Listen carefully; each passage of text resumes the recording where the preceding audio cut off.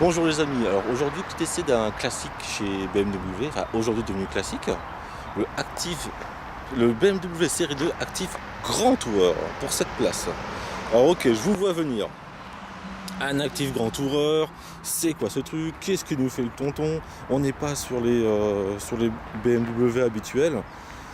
Alors oui, effectivement, on n'est pas sur de la berline par exemple série 3 qui est sportive à souhait.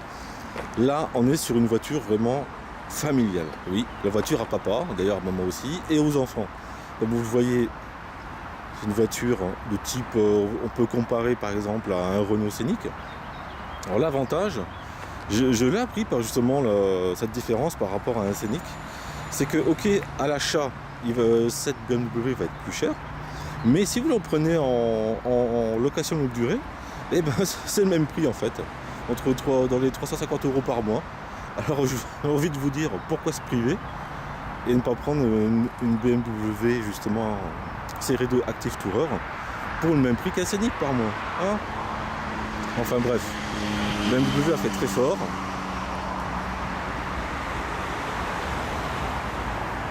On a une version Luxury. C'est très bien réussi. Hein. On est toujours dans le haut de gamme BMW. Tiens, je vous fais un petit tour là par rapport aux freins. Justement, j'ai testé tout ça. Eh ben, j'étais super surpris. En fait, elle freine super bien cette voiture.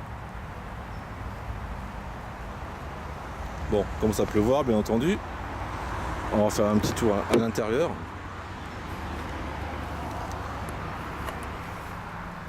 Toujours premium. De la place partout. Alors vu que c'est une traction, vous avez pu au milieu ce gros taxe qui va passer derrière. Donc du coup beaucoup de place, on gagne beaucoup de place. La finition est intéressante qu'ils ont monté justement la concessionnaire auprès que j'ai emprunté en fait la voiture. Ils ont mis un cuir beige Dakota. Mais surtout, ils n'ont pas laissé les tapis beige, ils ont mis noir. Donc pour moi, là, on est vraiment peinard. Il n'y a pas de traces, ça fait pas cracra quand vos gamins vont rentrer dedans. Donc au volant, vous retrouvez bien une BMW. Hein. Vous ne serez pas perdu si vous avez l'habitude de ces voitures. Tableau de bord. Console centrale. Bon, la console se change quand même un petit peu du fait qu'il y ait plus d'espace disponible. Boîte automatique, le e-drive. Alors, on va pouvoir allumer tout ça. Il est là. Malgré le diesel, la voiture est très silencieuse. Voilà, le GPS comme d'habitude. Un écran super large, haute définition. Il y a l'affichage tête haute, on va le voir, on le voit ici. Alors aussi, par rapport aux autres modèles BMW, vous voyez que l'affichage tête haute, il bénéficie d'un petit écran en plus. Tout simplement parce que le pare-brise, il est trop incliné par rapport aux autres berlines. Du coup, ils ont dû mettre ce petit clapet qui se rabat quand on éteint le moteur d'ailleurs, qui permet d'afficher les informations disponibles. Sinon, c'était impossible en fait de le faire habituellement. Alors derrière, vous voyez beaucoup de place. Le gamin il est content. Au milieu, j'ai rabattu l'accoudoir. C'est pratique pour le gamin. Au moins il fait sa vie, il prend ce qu'il veut sans pouvoir se détacher du siège. En dessous, regardez, des petits rangements au pied. C'est très intelligent d'avoir fait ça. Le siège, le siège, le ciel de toit, vraiment panoramique. Ça c'est génial ça. Bon voilà, j'ai la clé dans la poche, je mets un pied en dessous et c'est bon, ça s'ouvre. Voilà le coffre. C'est pas magique, il est juste immense. J'ai hésité à faire un tour sur Reims pour faire le plein de champagne. Moi, je me suis dit, bon, ça va faire un peu long pour le week-end. Enfin bref. Je vais vous montrer quelques subtilités. Ils ont vraiment pensé ça familial pour optimiser tous les rangements. Alors déjà, le petit bouton un peu partout, comme vous voyez, le bouton là sera pour rabaisser le siège du côté. Là encore des petits rangements, de quoi mettre des sangles en fait. Là encore, de quoi faire tenir quelque chose. En dessous, je me suis dit, mais à quoi ça peut servir cette trappe là? Regardez, il y a une trappe, je vais l'enlever. Donc ils ont mis des papiers et tout. Je me suis dit, bah, tiens, qu'est-ce qu'ils peuvent faire avec ça? Et au bout d'un moment, j'ai vite compris. Regardez là, quand vous voulez mettre cette place, ça va gêner ça. Donc qu'est-ce qu'on fait? On va de l'autre côté, on le déverrouille, on prend la barre, on la met dans son emplacement. J'espère que ça vous fait pas trop mal la tête avec le coup de caméra. Alors là, il y a pas mal de trucs en dessous. Est-ce que ça va aller? J'ai peut-être mal placé. Non, ça a l'air d'être bien. Je referme. Bon, avec deux mains, ça sera mieux, bien entendu. Et paf! Bon, je vais prendre mes deux mains finalement. Hein. Ça sera plus simple. Oula. Alors. La barbe à droite, voilà, nickel. Là, elle est bien. Donc deux mains quand même. Mettre cette barre dans son emplacement. Entendu, ça match super, regardez. On remet ça, et là, ni vu ni connu, c'est rangé. Alors, bien entendu, là, j'ai un siège enfant, je vais pouvoir rabattre les sièges. Donc on va en rabattre un. Vous avez le choix en fait de deux boutons, j'ai remarqué. Soit la sangle rouge qui est là, vous pouvez la tirer. Voilà, et ça avance plus ou moins le siège en fait. Ce serait comme un réglage de siège. Ou d'appuyer sur le bouton. J'ai tiré dessus plutôt.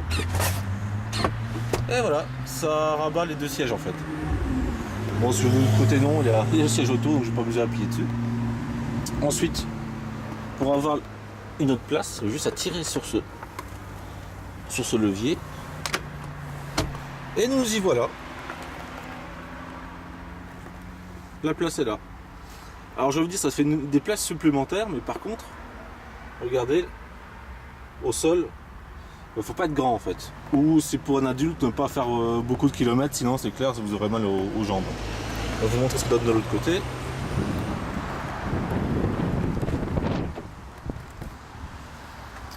Et voilà, notre place. Bien entendu, on peut rabattre l'autre, il n'y a pas de souci. Là, le siège, il est pratiquement perpendiculaire, mais pareil, je vais me poser la caméra. Vous aurez deux, parce qu'il y a une sangle sur le côté, celle-ci, et je peux tirer dessus et rabattre encore le siège, ou le rabattre un peu moins. Enfin, je trouve ça vraiment intéressant ce qu'ils ont fait. En fait, l'intérieur il est hyper modulable. Celui-là, on peut le remettre comme on veut. Des petites tablettes ajustables pour les enfants, ça ils adorent. Et toujours une qualité de matériau irréprochable.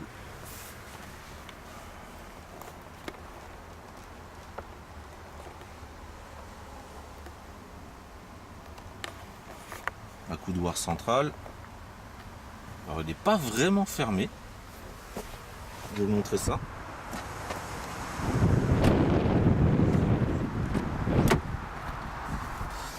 Regardez, vous avez de la place en dessous. Un accès USB pour brancher le téléphone, bien entendu. Un accès aussi avec un petit jack auxiliaire. Sachant que là, mon téléphone est connecté en Bluetooth, donc j'ai le téléphone dessus, plus la musique en fait, qui va dessus. Et là, à l'intérieur, voilà, vous avez un petit snapping pour intégrer votre smartphone. Donc la boîte automatique.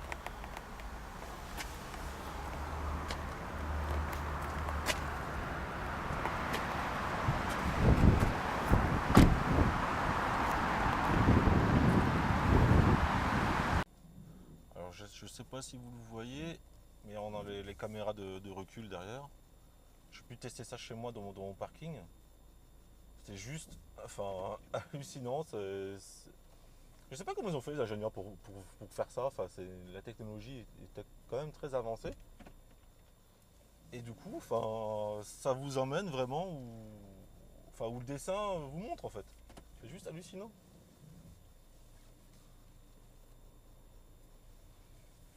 Bien entendu, vous avez les modes Eco Pro, Confort, Sport. Et pas de Sport Plus. Parce que, je vous le répète, c'est une voiture familiale. Donc ils n'ont pas eu l'utilité de mettre le Sport Plus. Après, bon, vous pouvez toujours désactiver le ESP.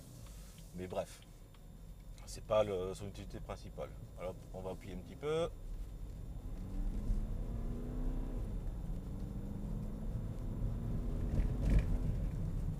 Voilà, déjà 90. Toujours des bons freins. Un châssis vraiment dynamique. On sent bien la route. On a bien le retour aussi des aspérités de la route, enfin dans le volant. Le volant répond super bien. Rien à dire.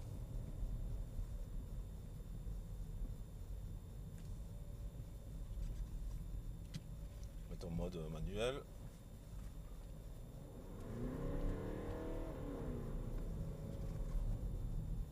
Ouais, ça répond bien, hein.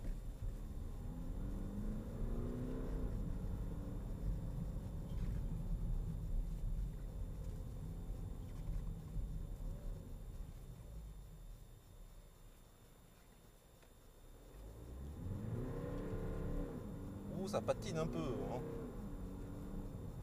C'est super linéaire. Vraiment, ce bloc de 2 litres diesel, ou 18D, bon, ça fait que 150 chevaux et 400 Nm max de mémoire. Franchement, c'est nickel. Ça suffit largement pour la ville, tout ça quoi. Pour emmener les voitures, les enfants à l'école, il n'y a pas de souci.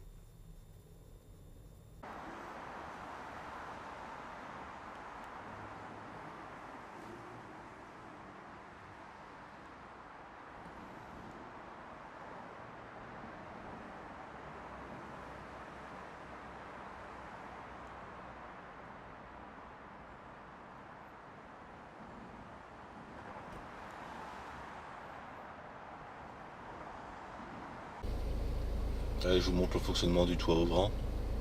Comme vous voyez, les panoramiques. Et il y a un bouton qui est là. On le pousse à fond.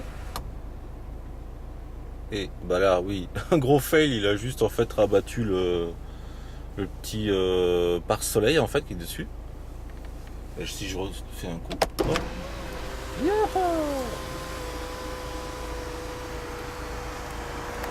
Ouais, il faut passer là-dessus. Hey, je vais faire des selfies. Et pour rabattre, c'est pareil. Un gros coup vers l'avant. Et il se ferme. Alors, est-ce que je vais pouvoir encore fermer? Ouais, regardez ce qu'il y a encore qui arrive. Il y a trop de soleil. Vous pouvez fermer ça. Donc les amis, le mot de la fin sur ce BMW série 2 Active Grand Tourer. C'est une très bonne surprise en fait. Comme je l'ai répété encore, quand BMW justement a sorti ce modèle, j'étais très réticent, dit tiens, c'est pas du BMW, c'est pas, on va dire, c'est pas une dynamique. C'est vraiment comment dire, le wagon familial quoi. Mais en fait, il faut savoir qu'il ne se place pas du tout dans le même segment habituel, c'est-à-dire que des berlines, mais vraiment dans le monospace familial. Et là, quand on passe seulement à ça, mais le pari est carrément gagné. En fait, ils ont fait un monospace vraiment familial, à prix abordable, premium, quand même avec une très belle dynamique. On le voit surtout par rapport à sa motorisation. Alors là, j'ai qu'un 18D, mais c'est quand même bien péchu. Un freinage aussi surprenant. Il peut être tout doux, mais aussi très puissant à la fois. Et une conduite, franchement, enfin, j'ai pris vraiment mon pied à conduire cette voiture. Ok, bon, ne râlez pas les habitués, c'est ok, c'est pas une, on va dire une M ou une voiture ou une berline habituelle BMW. Mais franchement, on prend plaisir à son volant, c'est génial. Le côté familial est vraiment présent, on a vraiment de l'espace. C'est, je trouve, c'est la voiture, le monospace familial, ce qui fait de mieux sur le marché actuellement. Donc je le recommande fortement, mais bien entendu. Le prix aussi est abordable, donc pour des prestations aussi haut de gamme. Donc voilà, que dire de plus. Enfin, je suis vraiment, il m'a conquis en fait ce série 2 actif Grand Tourer. Et il est vraiment top. Donc j'en profite aussi pour remercier la concession BMW Buy My Car à Chenevière-sur-Marne qui m'a prêté gentiment ce modèle. Donc merci beaucoup. N'hésitez pas à passer les voir. Parce qu'en fait, la concession a été rénovée récemment, l'année dernière. Mais en fait, bah, elle est top maintenant. Les gens aussi qui sont dedans, c'est les mêmes qu'avant, qui étaient au garage du bac aussi. Ils sont super, très bon service. Niveau commercial aussi, ils sont top.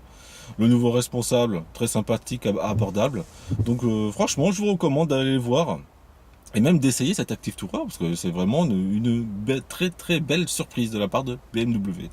Donc merci beaucoup. N'hésitez pas à partager cette vidéo, à commenter, à dire ce que vous en pensez, vos coups de gueule, vos coups de cœur et tout et tout. Merci beaucoup. Ciao ciao les amis. L'ambiance elle est pas sympa quand il fait noir à la nuit. Toutes les couleurs changent, tout passe à l'orange. Même les petits indicateurs ici, la journée ils sont blancs. Et là tout passe orange. Surtout sur les portières, regardez. Je trouve ça très zen en fait.